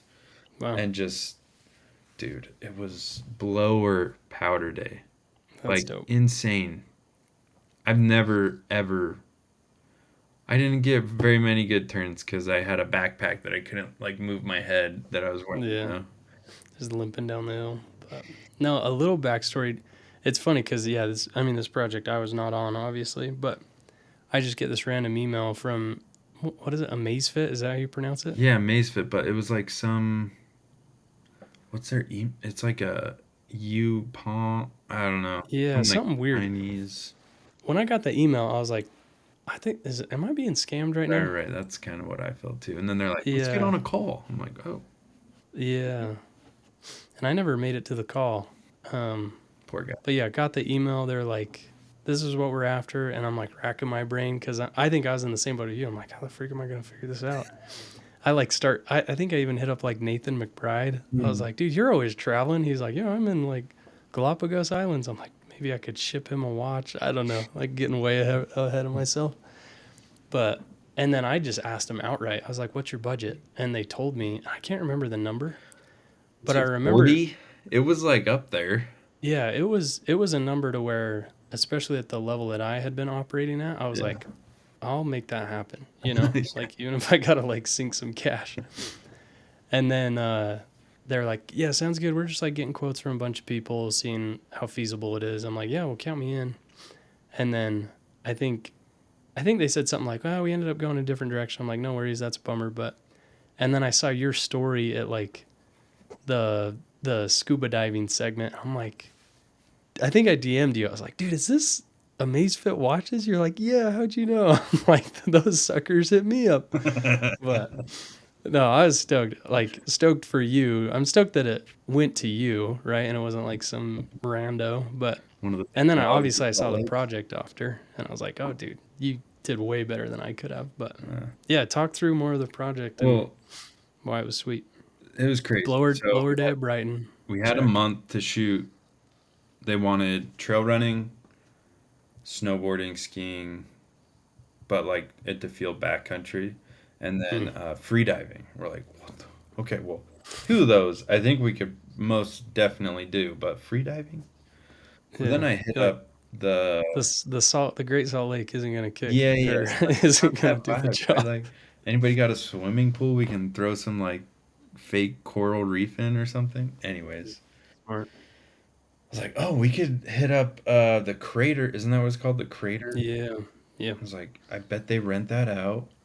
We could throw a light in it, make the world small. Like, we don't need to show too much, right? So we rented this massive light. I don't even remember what light it was. And a Fresnel, and just like projected this single beam into the water. And that's what you see. And we just played with that for 6 hours. We just like, this is really fun. Let's just have a good time, because and our talent dropped out like 2 days before, so that's my brother in the wetsuit. Okay. Yeah, I thought I recognized him. Yeah, our talent was like, dude, I just got invited on a Heli Canada skiing trip. I'm like, go do that, dude. Like, don't come swim in freaking hot spring for us. Go do that. Yeah. But Tristan pulled through last second for us, and it turned out like it was so fun. And we rented it for 6 hours, and I think it was like $6,000. Wow. It was a lot of money. Yeah. But like the other ones, you know, the ski shoot season passes, so we didn't have much expenses there. We paid Eric, we paid Blake.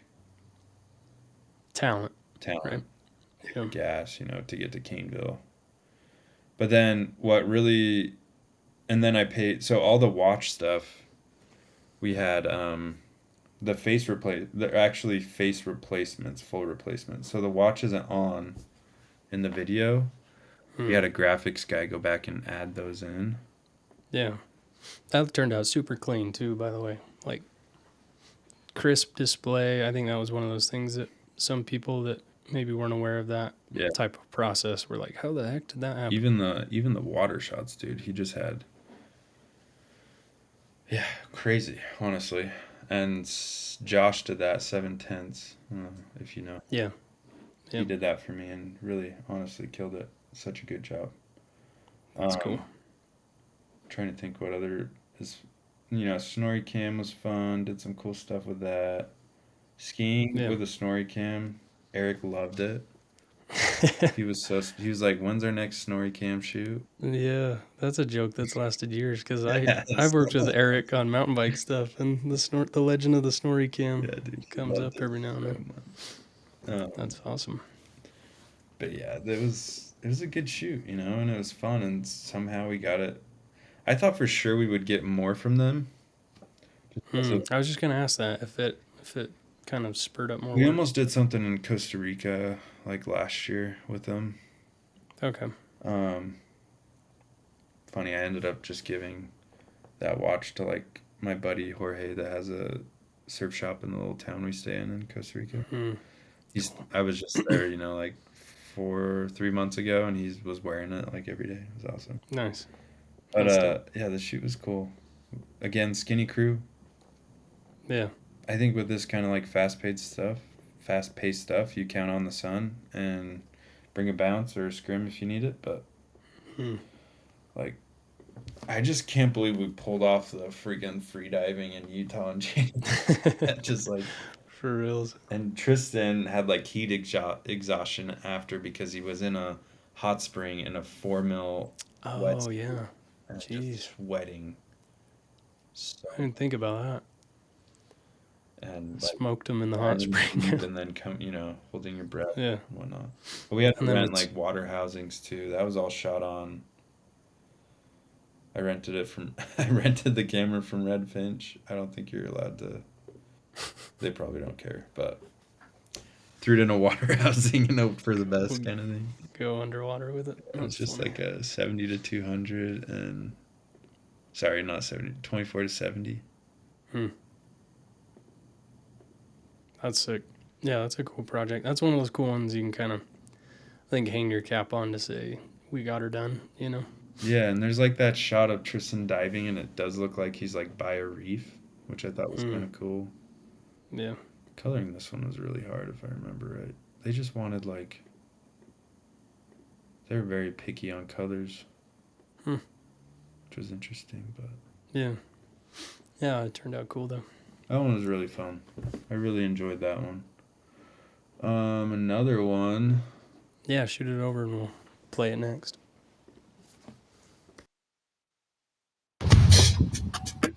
Yeah, so starting out, it was just a passion that grew into something that really defines me.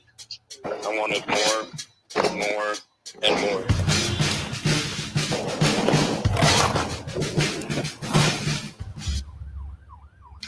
better memories, hopping fences, being me. For me, in the end, it's about how much fun you have, not how much trouble you get in.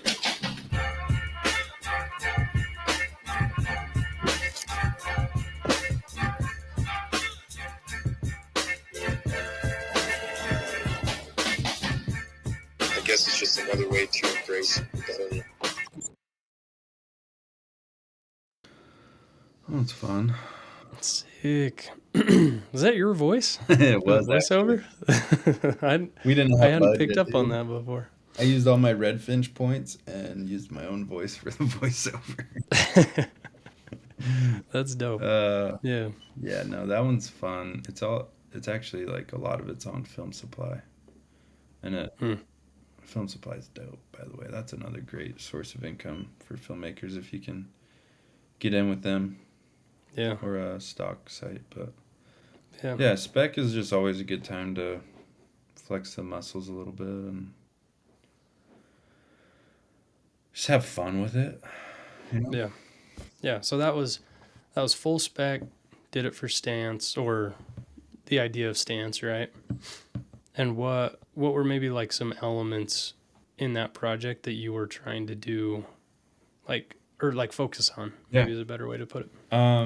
Definitely shout out to Branson too, because he really wanted to do this spec and really produced it, honestly. But we shot the whole thing on the Dragon and then my Zeiss 18 millimeter contact Oh, lens. okay. Yeah. We wanted to do like the wide and close kind of look to the video. Yeah. I didn't realize you used your Zeisses. That's dope. Yeah, Or just the one Zeiss? just 18 mil. Everything was on 18. Mm-hmm. Ah, that's cool. I didn't catch that either. Yeah, and you know, I'm saying that, I'm like, oh, frick, I hope it was. Well, I'll take your word for it. Yeah, everything's on the 18 mil, which is a really cool lens if anybody's ever shot with it. Yeah. Well, I was talking to you. Yeah, like I'm building that little Leica kit, so that 19 mil Leica is a super fun lens. But that's cool. So all one lens, vintage lens. Great set, by the way, if anybody's looking for like some cheap Cineglass. Yeah. Great. I think I picked up 4 for 15 or 1800. Yeah. Yeah, that's the way to go. They're really nice. I need to get them worked on a little bit, but they're really nice. Did that work drum up any more work for you, or that project, I should say? It landed me Film Supply, which was sick. That was Cool. the initial one that kind of slid me into the stock world, which has been a great source of revenue, I would say. Yeah. So you took that whole project and sent it to them, or they just organically found it and reached out? So sadly, the only people that signed, and I've since learned, but the waiver to have their face on Film Supply, because we paid all these people. So that was an expense. Like, we wanted people to feel like it was worth it for them, right? So Yeah, for sure.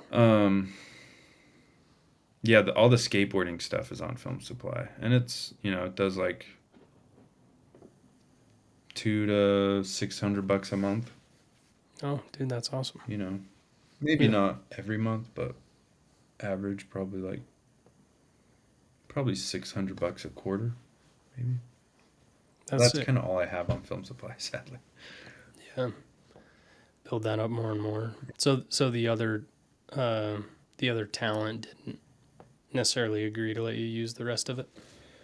Yeah, just like the girl that we used as a producer, I never was able to get in contact with her again.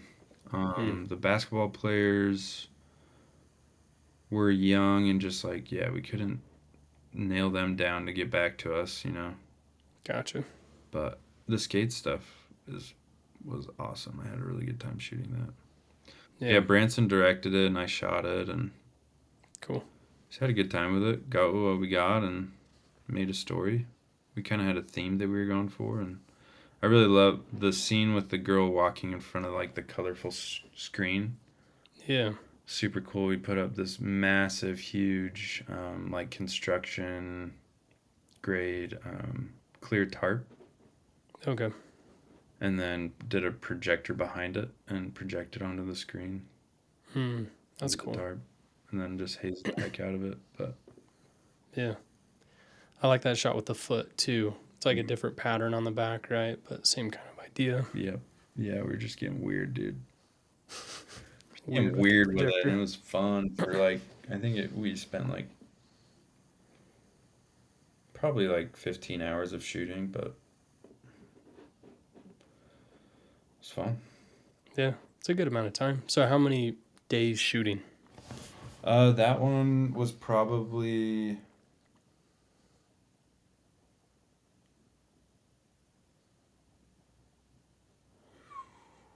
probably like a day and a half. Okay. Just So kind you of how we crammed quite a scheduled it. bit. Nice. So you crammed quite a bit into Yeah, just relatively because short of amount of time. rentals. I think we rented like a Friday because Redfinch does free Saturday, Sunday. So we're like, oh, we'll just rent everything Friday, shoot Friday night, shoot Saturday, shoot Sunday if we need to.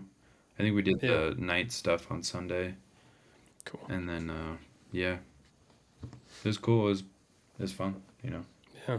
That's like, how do you balance a spec project like this? I guess like how do you make time and like how do you get motivated?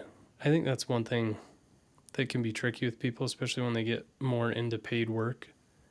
It's like, man, I mean, I think everyone likes the idea of spec, but then it's like when it actually comes time to do it, I think that's where people run into barriers. But and I feel like I fall into that a lot too. Like yeah, now that we moved to Arizona, a good buddy of mine, Ben Christensen, lives just around the corner, and it's freaking awesome because when we want to just go do something creative, like recently I rented the Ember because I needed to learn it, and I was like, dude, can we get some horses down by the river and let's just like, I just need to practice. He's like, yeah, dude, let's do it. I'll take some, you know. yeah, I think kind of leveraging the network. I think just grab your friends that play a role, right? You don't want to just like I see these kids just out the back of trucks shooting Broncos, and there's like 8 Ronin 4s and 8 FX3s shooting the same exact thing. I'm like, it'd be sick if you guys just came up with an idea, have 2 people run camera, other guys like direct and like make it just creative, you know. Yeah, But I mean, no shade on them at all. Like they're getting out and having fun. That's sick. But I think just like working as a team, you know, and you know, I think you find your team too doing that kind of stuff. Like, oh, I Yeah. really like working with these guys. And Branson and I have worked together for what, like 4 years now, probably 5 years. And either he's doing A cam, I'm doing A cam. He's doing B cam, I'm doing B cam. Whatever it is, he's directing, I'm directing. You know, it's just like, yeah, or even me and you. You know, we've done quite a few shoots together as well. yeah. I think that's a good point too that you bring up. Like, are you getting echoing from me? Mm-mm. I feel like I'm starting to hear some weird.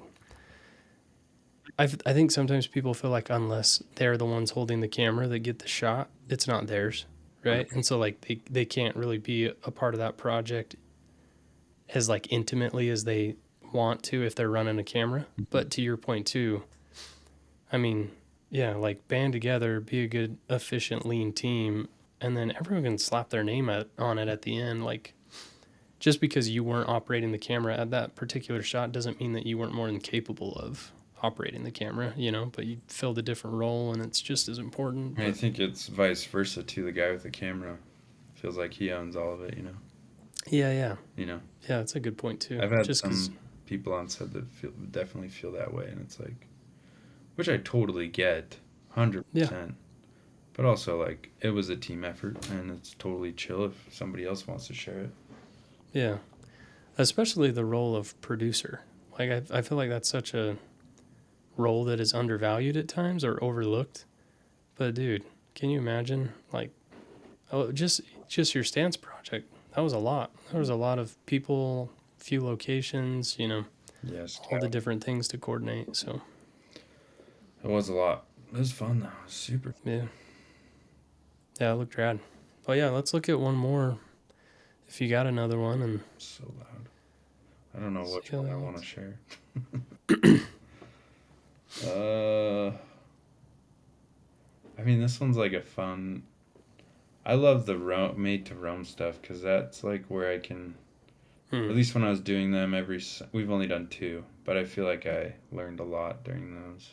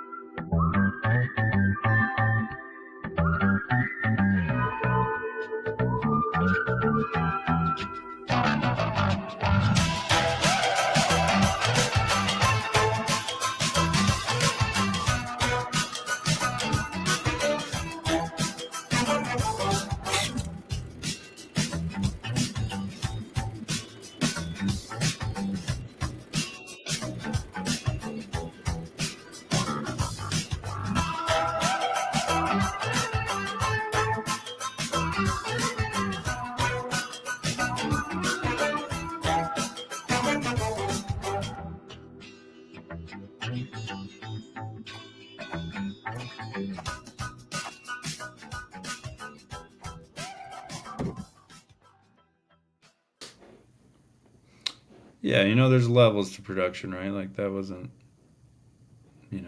I think that's a good one to share. Oh yeah, That wasn't that a was dope. $40,000-$50,000 budget, right? That was like But it's very a cool, much like lives on socials kind of ordeal. yeah, a little more casual piece, but Yeah. a fun one that kind of like shows the life of a brand too. Yeah, and what's cool about Rome is sometimes it's like that, and sometimes it's, it's really whatever they need. And Yeah, like this rugged case one, I'm treating it like it's a big production, and just trying to get creative with it. But again, it's just me, so that's hard to do. And I gotta do photos too, so it's a tough thing. that's a lot. I like this last project you shared too. It reminds me of like back to kind of that producing conversation. Just like living cool experiences organically creates cool content, and I think if you like overthink the production side or like trying to force things that aren't actually happening, then it can be tricky to like capture content that just doesn't exist, but like you and the homies, what was it, like Baja trip, right? Yeah, we just spent. I just remembered another one that would probably be way better to share, but yeah, it was like, all right, you got a week. I think it was a 9-day trip in Baja. Okay. All the Cool. way down to Mulegé, and we just shot the tent when we could. Sadly, there wasn't like a ton of off-roading like we had anticipated, so it was kind of tricky there. And it's kind of, if you've never been to Baja and you're like, I don't know the rules of Baja, right? And there's a lot of violence and whatnot down there if you're in the wrong areas. And anyways, we were just trying to play it safe, but at the same time make a fun video and Yeah. shoot when we can. And again, just like a fun roam piece, right? It was a tent launch. So yeah, it was good. Yeah. I think that's sweet. I think it ties really well into the Spec conversation too. Like obviously this was a paid gig that you guys were doing for Rome, but the concept of put together a fun trip with the homies, Right. create something that you're stoked on, or that, at least you've got this opportunity now to create content that could have a different look and feel that maybe you're used to, or like a really organic vibe because the trip is just, it's happening in front of you, 100%. then provides a really good opportunity to kind of make something to diversify your portfolio. Reach out to brands too for stuff like that. You know, like if you have a trip, hit up a few people and see, you know, hey, I'm doing this regardless. If you want to throw in some stuff, I could shoot, kind of give each other an opportunity to test the waters with one another or whatever that looks like. Yeah, So, that's a great point. Like, there's easy ways to get like an interview. yeah. You know, people Yeah, I think. people are usually pretty down to send you product, right? Yeah, and if it opens the door for some more stuff, then sick. Cool. Well, that's fun to see, dude. It's fun to see. Different levels within those few, I would say. Yeah, yeah, and The it's fun medic to stuff kind is of. really fun and energetic too. And anyways, Yeah, no, that's money. I think it's fun to I think some kind pretty of. awesome cuts came out of Wildly, Wyoming too. Yeah, And yeah, dude, there were I some got the exciting intro ones. shot with the lightning bolt. Yeah. Andrew Muse was driving. I was like, dude, get in the car. We gotta shoot this. Like Mm, this cowboy and his dad riding off into this thunderstorm. It's yeah, like that turned out sick. seconds because everybody's yelling at us on the comms, but we got the shot and it was pretty dope. So it was dope enough to start off the whole season with it, right? So I was hyped on it. yeah, that turned out sick. I wish I could have that shot, but I have no idea who has that. Yeah. No, that's cool. I think it's fun to, like, obviously I've followed you forever. I've seen your work, but it's fun to pull up your work real time and kind of like walk through it with you for a second. So It's a lot of stuff that goes on that nobody really like. I think a lot of the people I grew up with just think that they don't understand what I do at all. yeah, There's so much yeah. to it. It's like, I feel like I always get, man, you're in the mountains like every day. I'm like, yeah, that's exactly what it looks like. I'm like in the mountains like once a month, and I just freaking milk this stuff. 100%. Like, Yeah, dang, you're just always out traveling, aren't you? yeah, Yeah, that video I posted was from freaking 3 months ago, and yeah. I was like, nope, you're right, Grandma. I'm always out there, Grandma, grinding. I love my grandma. She was one of my best friends, and like in my stories, she just always thought it was live. Like, dang, you were surfing today, huh? Yeah. And I You're love like, how yep. grandmas just think it was just for them. Like, Mm-hmm. you know, Yeah, grandmas, man. yeah, that's exactly right. Cool, man. Let's see, we're creeping up on 2 hours. I just had one more question I wanted to maybe wrap it up with, but I feel like you've done a good job of balancing career and family. And I think it's one of those things that, kind of to tie back to what you were saying, I think makes for meaningful connections is when you're like unapologetically yourself, and you're just like a genuine dude. It's more of like a logistical question, but I think when people start, they're either single or, potentially newly married. There's a lot more flexibility with lifestyle. And then you get to the point where you are, where, now you've got 2 little ones at home, you got a wife, you got all these responsibilities, a home, a lifestyle that you're trying to build for your family. How have you leveled up to the point where you can, comfortably support a family? But then also, how do you balance home life and being on the road, traveling a lot, career life, kind of the crazy hours that a lot of times like the creative field can impose upon creatives? What's your secret there? Man, I would say that like sometimes I'm really good at it and sometimes I'm really bad at it. But I love being a dad more than a filmmaker. Like that's like square one. Like my kids are if I could, I wouldn't shoot video and I'd be with my kids all day, right? Like maybe some separation, right? Like go get a mountain bike ride in or whatever. But they're far more important than anything really. Everything, right? And my wife. So And like I said, sometimes I feel like I'm pretty good at balancing it, and sometimes I feel like, man, past 2 weeks I've been pretty bad at it. Like I need to go play Legos with Cal and take a 3 hour break and just like hang out with my homies. And like today, Cal was having a tough day, and I just went and played. I was kind of roasted from editing.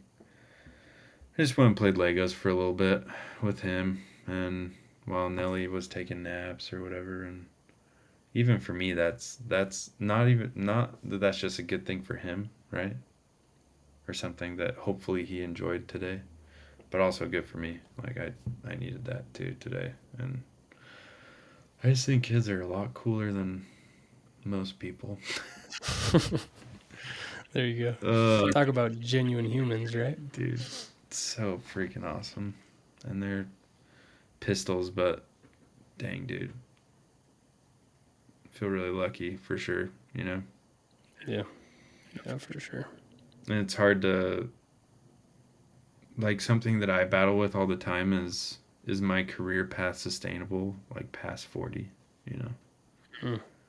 That's a battle that I have all the time. Like, is my trajectory, like, do I need to swap it up, like, but I think that's just being so anxious, right? And anxiety is just like thinking about tomorrow or the unknowns. And I've been really trying to just be in the moment more. And I think I was so focused on getting the big budget for so long that I didn't realize how much time that took away from my family, like the most important things. They're just gonna remember how busy I am, and I don't want that at all. Yeah. And my dad was a really good dad, but he worked constantly, like still to this day. And very grateful, obviously, and not to throw shade on him at all, but something that I've chosen to do is try to not do that. And my dad was always there, right? Like soccer games, he always showed up, whatever. But like, I feel like the relationship I have with my kids is really special and important to me, and I want to keep it that way. So they're a priority, and I'm sorry, clients, but they're my priority. And what's cool about also what I do for work is I'm gone for 3 days, and then I'm home. I'm working from home, right? Like, they come in and hang out in my office, or I eat lunch with them when I eat lunch, or check on them after naps, whatever it is. Yeah. Dad's always just like down the hall, which is kind of cool, and also frustrating for me. But yeah, no, it sounds like you navigate it well, though. I think it can be easy to like bury people. Well, as an individual, I think it can be easy to bury yourself in your work, right? And almost, I think oftentimes people say they're doing it for the family. Yeah. When they're overly busy, But I think in reality it's a selfish act, And it could be done with good intent, but I think sometimes I've caught myself doing that, right? Like maybe I'll head to work a little early to like get a breather, right? And that's 100% for me, or maybe I'll stay a little late to avoid the chaos that I know is there.